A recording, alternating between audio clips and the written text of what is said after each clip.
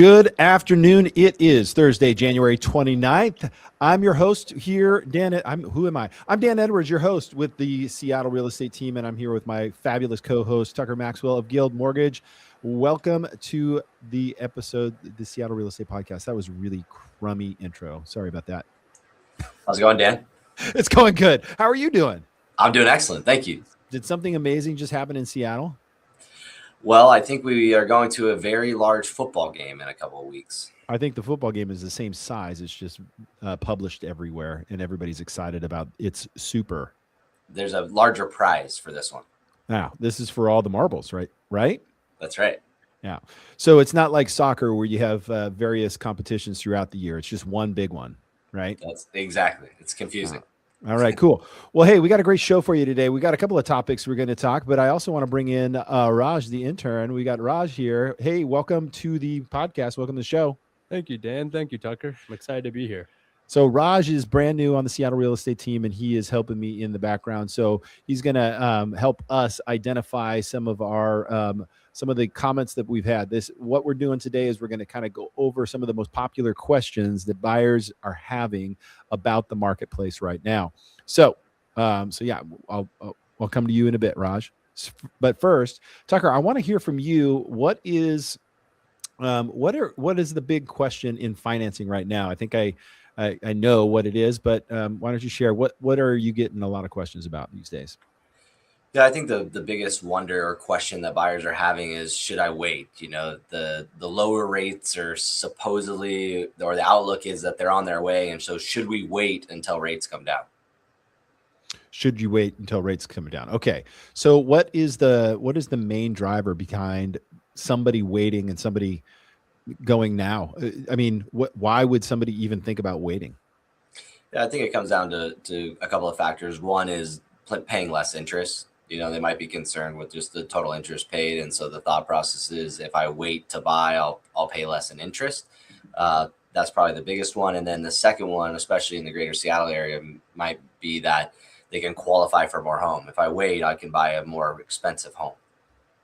Oh, okay. So what are we talking about from a timing then? Are they talking about waiting till next year? Are they talking about waiting 6 months? What's the I think that's the $1 million question, and we don't really know. And so it's different for everybody. And that's, I think, kind of the biggest kind of argument to that whole thing is there is no guarantee on when rates are going to come down or by how much. And so we don't really know what that timeline looks like. Now, just recently, the Fed had a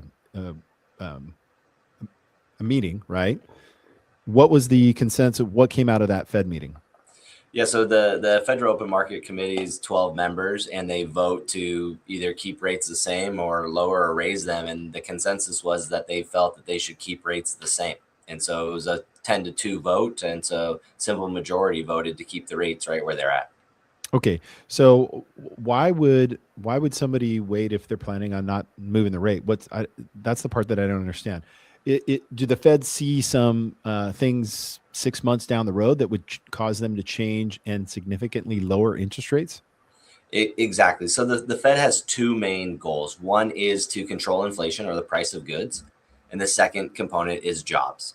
And so they use the rate, the federal funds rate. So this isn't mortgage rate, but they use that rate, like think of a gas pedal and a brake pedal, if you will. So if they lower rates, it makes money less expensive. And the thought there is that they can accelerate the market. They can, juice it up a bit and step on the gas, accelerate it, and give people the opportunity to buy things at a lower price to then create or stimulate the economy. So think of that as the gas pedal. When they raise rates, it's like pressing the gas pedal or the brake pedal, and they're trying to slow it down. So think of last year or a couple of years ago, as we came out of COVID, we had inflation. We had overstimulated the market. We gave people stimulus checks. We lowered rates at record rates, and they said, "Uh-oh, we're in trouble. Inflation is on the rise. Let's raise rates to slow things down." Now we're on the other side of that. And last year they started to bring rates down because they said, okay, inflation's under control now, but now we need to be concerned with jobs. So let's lower rates to maybe incentivize employers to hire. And so what we're going to, go ahead. Oh, I'm sorry. I was going to say, what they're saying right now is we're at what we want. We're at around a 2% inflation rate. Unemployment's at 4.4%. So we don't need to speed it up or slow it down. We want to keep it kind of right where it is. Gotcha. And I can tell you, we have mixed reports now from the market that we are seeing 14 offers come in on certain homes, and we're seeing some homes. And here's a good rule of thumb: as you look at Seattle and you take like a median line from the east to across the east side through Bellevue out to Issaquah, and just follow I-90. But what you're going to find is the closer to that line, the more competition you're going to have for a home. So as a buyer considering, are we seeing a lot of competition on that median line right there that goes from Seattle out to North Bend? That's where you're going to see more competition. And as you head north or south, that may change. And I would say there's a little bit of a caveat there because, if you, to my friends in Renton, the school districts in Issaquah, and Bellevue and Lake Washington are the top 3 in the nation. So in the top 3 in Washington State and tops in the nation. So essentially it's more heading north, meaning that people want to stay in those good school districts. So just be aware. And my understanding is, since they're all gas pedal and no brake at this point, right? That's what you're telling me the Fed is going to be doing, if they're doing anything. Like they're just kind of right now, they've got their foot on the gas pedal, just kind of cruising at 60 miles an hour. Do you see them switching to brake in the next 2 years? No. We anticipate that they will hit the gas pedal, at some point. That's what the pressure is on them to hit the gas pedal and bring rates down and give people money at a lower rate. But we're not expecting that cut until June. And so once we start to see the probability of that cut increase, we'll probably see mortgage rates come down well ahead of that cut. And that's what we really want to caution people on, is if you're waiting for the Fed's decision, it's probably too late. Like, we will get ahead of that and start pricing that in well ahead once we start to see that the probability is really high. So we do anticipate that they'll cut by 0.25% in June, which should give us a little bit of relief on rates. It's not going to, majorly move things. But to your point, that little bit of interest rate relief is going to then spur even more activity. Yeah, I think that's a very fair assessment that if it's only going to be gas pedal, if that's all that we're going to see in the future, then rates will get better, which that means more people will enter the marketplace. More people enter a marketplace, more competition, you're going to pay more. Appreciation on that house is going to outpace that gas pedal reduction. But here's the good news. Now you have the house you love, and you can always refinance it. Exactly. So if we hit those rates going down. And that you hit it on the head. And that's the greatest thing like about buying now is you're locking in on a 30-year fixed rate mortgage to the highest rate you'll ever have. And then you get to control when you refinance it down. And so that's what I like to share with people. And Dan, do you know what the average interest rate is over the last 50 years in the United States is? No, I don't. 7.7%. So we're well below 1.5% lower than that today. So we're historically we're at a better rate than we've seen on average today. Yeah. And it's my belief that the way we get into this affordability scenario is higher incomes, median income, and more building. I don't think rates do enough to make a big enough impact. I don't believe a 30, 40, 50, 90-year mortgage is the answer. It's quite simply wages are going to need to increase, come up to the inflation that we went through after COVID, and keep going, because I want to say the last time we were on the gold standard is when incomes were keeping pace with expenses. Now we're at a spot where we really need incomes to come up. And that's the way I see the way out. I don't see home prices crashing and creating a glut of inventory. I certainly see there will be some more, but not a whole lot. So I don't know if we put this to bed, because some people will wait no matter what. But those are the same people that got into Bitcoin when it was at 125, right? They got in there going, it's going to the moon now. So yeah, Yeah. it might have been me. I might have bought some Bitcoin then. So Yeah, we're all in there. And Dan, to support that, I have a stat from Matthew Gardner, a local economist that a lot of people know, and he said that there's been a 51% increase in mortgage payment from Q2 of 2020 to Q3 of 2025, and incomes haven't had that same increase. No, and that's just what we got to do. And in order to do that, we keep the job market low, or the unemployment low, and but what, we just have a couple rounds of layoffs, like UPS laid off some people, Amazon laid off some people. So we're going through emotion. Hey, real quick, I want to pause. Can somebody check and see, do we have audio on Instagram? We're just going to check because we're testing out this technology. Hey, real quick, I want to pause. Oh, there it is. Okay, we got audio. So that must mean we have some questions. Our topic today is on the move up, and I asked Raj, the intern, I'm going to bring him on screen here. Hey, we are talking move up buyers. So what are some of the common questions that have been fired at us about that? And I think, Tucker might have some thoughts on this as well. Okay, some questions we have here is, do we need to sell our current home before buying a new one? Yeah, that's pretty straightforward. Do I need to sell? And to answer that, great job, by the way, Raj, on asking that question. That was great. Here's the thing is, I know that if we're talking about the heat of the market, selling the house first may be the best thing to do because it gives you the best possible leverage. But it's not the only thing you have to do. So Tucker, what options from financing standpoint does somebody who own a home have to go out, buy their future home without selling it? Yeah, so a couple of factors. One is, do they have down payment funds outside of the equity in that home they're going to depart, and can they, pull funds from elsewhere to get into that next home? So that's probably question number one. Then the second component is, can they qualify carrying their current mortgage payment and the new mortgage payment, and be able to carry those within their ratios.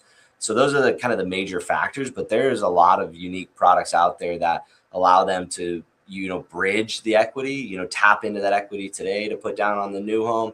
And there's even some ways that if they can't carry the payments, that we can omit their departing resident mortgage and buy their new one, knowing that they're going to list their departing resident shortly thereafter. So a lot of solutions, but a pre-approval is definitely important there to determine what their options are, because I would agree, getting out of the home and giving you full access to it to ready the home is going to lead to the highest sales price.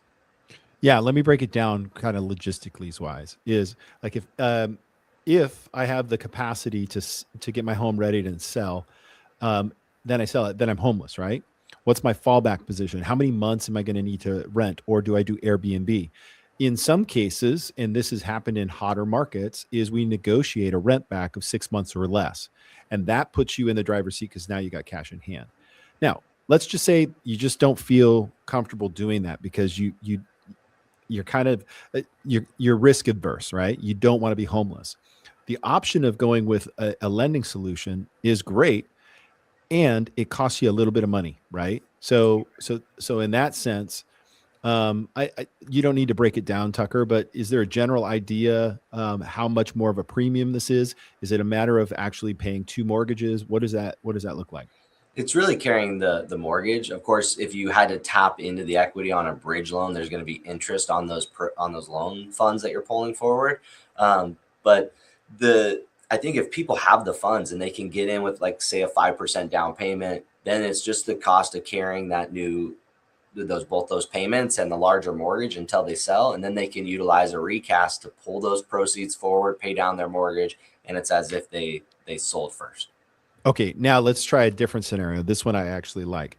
Let's say that you're like, we're going to buy a home and then sell our home. And let's say you sit down with Tucker and you guys do the bridge loan program or something, similar that puts you in that position. And then you identify the home and you buy it. Now, here's the thing is, the clock, as far as money is concerned, doesn't start ticking until you close the purchase. So Let's say you're 100% approved on on owning the 2 homes at the same time. You go out, you find your dream home, and we are pending inspection. Okay. Great. So now we inspect the property. From pending inspection to close is anywhere from 20 to 30 days. So 20 to 30 days. Now, if we go at this the right way, we go shopping for your home while your home is list ready. It's just ready to go. We were ready to drop photos, or let's just say we already got it done. We got photos taken, and now you're just kind of shopping. You find your dream home. Okay. Once you passed inspection, then it's go time for listing. And that way you list the home, and maybe it takes a week, maybe it takes 2 weeks before you get in contract. And then it's really a matter of coming down to timing for the close. So you could actually not have to purchase before you buy in this instance, because you can make the timing line up. So it obviously requires a lot of skill and communication with all parties involved. But the overall reality is, if there's a possibility you can get it to where you're not owning the two homes and you don't ever utilize that loan. Are you okay with borrowers doing that with you, Tucker? Yeah, as long as they can carry the payments, through the pre-approval process, we're fine. The other cool thing is their first payment is like waits a month. So in that That's right. instance, you time this all perfectly, and that first payment isn't even going to be due until they get the proceeds and they're in the new home. Yeah, and then they just take the balance of the money and put it against the loan, and then they're good to go. Exactly. Okay, we covered a lot of stuff. Raj, do you got any other questions on that? Can we use equity from our current home to finance our second home? There we go. Tucker? Boom. Bridge loan. Absolutely. There's multiple ways to pull that forward. Home equity lines of credit or a bridge loan. Absolutely. Hey, do you guys do home equity lines? We do. Yeah, we have variable and fixed rate options. Okay. So I always recommend borrowers that have equity have one of those just hanging out as an emergency fund. Does it cost money to have those loans? Home equity line? It depends on, they're usually offered through a credit union or something like that. So sometimes they'll have a service fee, like an annual, like your credit card, an annual service fee. But no, a lot of them, you carry a zero balance, you're not paying interest, and it just stays there until you're ready to use it. All right, cool. What else you got, Raj? How do interest rates affect buying another home? Yeah, qualification. So ratio. We're looking at the ratio between income and their debts. And so as interest rates rise, those payments can be higher. And so it can be more difficult for a borrower, especially in these scenarios we're talking about, to carry multiple payments, especially if they have a large mortgage already and they want to buy an even larger house now going forward. It can just be a lot to carry when interest rates are higher. Okay, anything else, Raj? How important is the school district commute and the nearby amenities in a new neighborhood? Who could answer that? No, just kidding. 100%. School district, like I mentioned earlier in the show, is essentially whether you have kids or not, it's a big driver. What was the other one, Raj? The commute and the nearby amenities. Yeah, I think here's the way to look at it is, when you're shopping for a home, it's a process of elimination. It is not, I'd love to say it's a choice, but it's more of a process of elimination, because unless you have unlimited funds, and I think that's an important case. If you have unlimited funds, then you can live wherever you want, whenever you want. But typically, one of the two things is going to change. So let me put it frank, is if you have a budget of, let's just say $1.5 million, that's your budget, and you want a commute that is 10 minutes.